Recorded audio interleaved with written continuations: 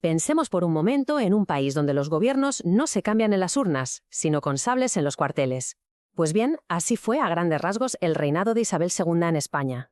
Una época de crisis continua, de conspiraciones, de revoluciones, que al final acabó con la reina en el exilio y con una nación asomada al abismo. Vamos a ver por qué pasó todo esto.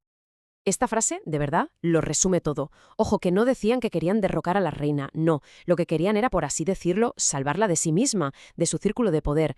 Es esa fina línea entre ser leal a la corona como institución y ser cómplice de un sistema que sencillamente ya no funcionaba. Nos vamos a Manzanares, 7 de julio de 1854.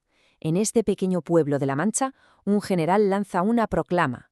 Él seguramente no era consciente en ese momento, pero acababa de prender la mecha de una tormenta política que iba a sacudir los mismísimos cimientos del trono de España. Y esa es la pregunta del millón, ¿verdad? ¿Qué tiene que pasar para que pase algo así? Pues para entender por qué cayó una reina, primero tenemos que analizar la chispa que lo incendió todo. Y esa chispa fue un manifiesto, el de 1854, un papel que sacó a la luz todas las grietas de un sistema entero. Así que nuestra primera parada es esa, el documento que lo empezó todo, el famosísimo Manifiesto de Manzanares. A ver, las demandas del general O'Donnell eran ni más ni menos que un ataque directo a la línea de flotación del sistema. No estaba pidiendo solo un cambio de gobierno, no, pedía cambiar las reglas del juego. ¿Quería la reina? Sí, pero sin su camarilla, ese círculo íntimo de consejeros y favoritos que, bueno, digamos que influían demasiado en las decisiones de Estado para su propio beneficio. Exigía leyes más justas, menos impuestos y, sobre todo, algo clave, devolver el poder a los ciudadanos con la milicia nacional. Era, en esencia, el proyecto para una España completamente distinta. Pero claro, una chispa solo provoca un incendio si cae sobre un polvorín. Para entender por qué este manifiesto tuvo el impacto que tuvo, tenemos que echar un vistazo al sistema político que gobernaba España en aquel momento, el Estado liberal moderado de Isabel II. Este era el esqueleto del Estado isabelino. Ojo, el poder no venía del pueblo, sino que se compartía entre la reina y un parlamento, con un senado elegido a dedo por la propia corona. Todo se controlaba desde Madrid, con gobernadores en las provincias y un cuerpo de seguridad recién creado, la Guardia Civil, para mantener el orden. Vamos, un sistema diseñado para controlar, no para representar. Y aquí está la clave de bóveda de todo el asunto, el sufragio censitario.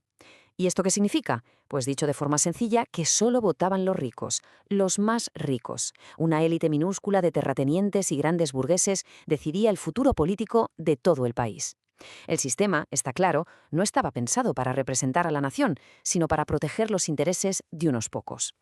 Entonces, ¿quiénes jugaban en este tablero tan limitado?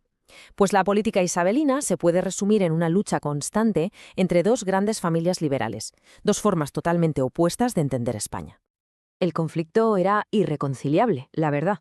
Por un lado, los moderados, que eran el partido de las élites, los que querían compartir el poder con la reina y limitar los derechos, y por el otro, los progresistas, que se apoyaban más en las clases medias de las ciudades y que exigían que el poder estuviera en el pueblo, con más gente votando y más libertades. Eran, como se suele decir, el agua y el aceite. Dos visiones de España condenadas a chocar. Y para complicarlo todo un poco más, el tablero era todavía más complejo. Por la derecha del todo estaban los carlistas, que querían volver al absolutismo puro y duro. Por la izquierda, los demócratas y los republicanos, que ya pedían sufragio universal o directamente el fin de la monarquía. Y en medio de todo este lío, el general O'Donnell creó la Unión Liberal, un intento de buscar un punto intermedio, que como vamos a ver, acabaría siendo una pieza clave en todo esto. A ver, con un sistema electoral que dejaba fuera a casi todo el mundo y con unos partidos incapaces de alternarse en el poder pacíficamente, ¿cómo se producían los cambios de gobierno? Pues la respuesta nos desvela el defecto fatal del sistema isabelino. El cambio no venía de las urnas, venía de los cuarteles. La palabra clave, la que hay que grabarse a fuego, es pronunciamiento. No era una guerra civil, no, era casi un ritual político. Un general con prestigio no se presentaba a unas elecciones, no, se pronunciaba, publicaba un manifiesto, sacaba sus tropas a la calle y se quedaba esperando a que el resto del ejército se uniera a su causa. El objetivo, forzar a la reina a entregarle el poder. La política, en fin, se hacía con sables, no con votos. Y el guión era casi siempre el mismo, ¿eh? Todo empezaba con una crisis. Entonces un general publicaba su manifiesto. A partir de ahí era un juego de nervios, a ver qué cuarteles se sumaban mientras los ciudadanos formaban juntas de apoyo en las ciudades. Si la presión, tanto militar como popular, era suficiente, la reina cedía y el poder cambiaba de manos. El manifiesto de Manzanares, de hecho, siguió este manual al pie de la letra. Y así, sumando una crisis económica bestial, el descrédito de la propia reina y la conspiración de unos militares ya hartos del sistema, llegamos al acto final de este drama político. Y al final, todo se precipitó. En el 66, una crisis económica brutal provocó hambre y paro.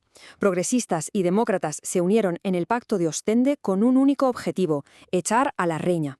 Pero el golpe de gracia llegó un año después, en el 67. Los generales de centro de la Unión Liberal se unieron al pacto. Con el ejército en su contra, el destino de la reina estaba sellado. Y en septiembre del 68, todo estalló. Este fue el grito de guerra. El almirante Topete, junto a los generales Prim y Serrano, se sublevan en Cádiz con este lema: «¡Viva a España con honra!». Era una declaración potentísima, una acusación directa al trono de haber perdido su honor. La revolución, que se conocería como la Gloriosa, se extendió por todo el país de forma imparable. El final fue fulminante. Después de la derrota de las últimas tropas que le eran leales en la batalla de Alcolea, la reina se quedó completamente sola. Sin ninguna otra opción, Isabel II cruzó la frontera hacia un exilio del que ya nunca regresaría como monarca. Se acababa una era. Y aquí nos queda la reflexión final. Vale, con la expulsión de la reina, España se libró de un sistema que no funcionaba, pero se enfrentó a una pregunta muchísimo más difícil. ¿Y ahora qué? Porque echar a la monarca fue solo el principio de una nueva y turbulentísima búsqueda de un futuro estable para el país, una historia que continuaría con nuevos reyes, repúblicas y sí, más conflictos.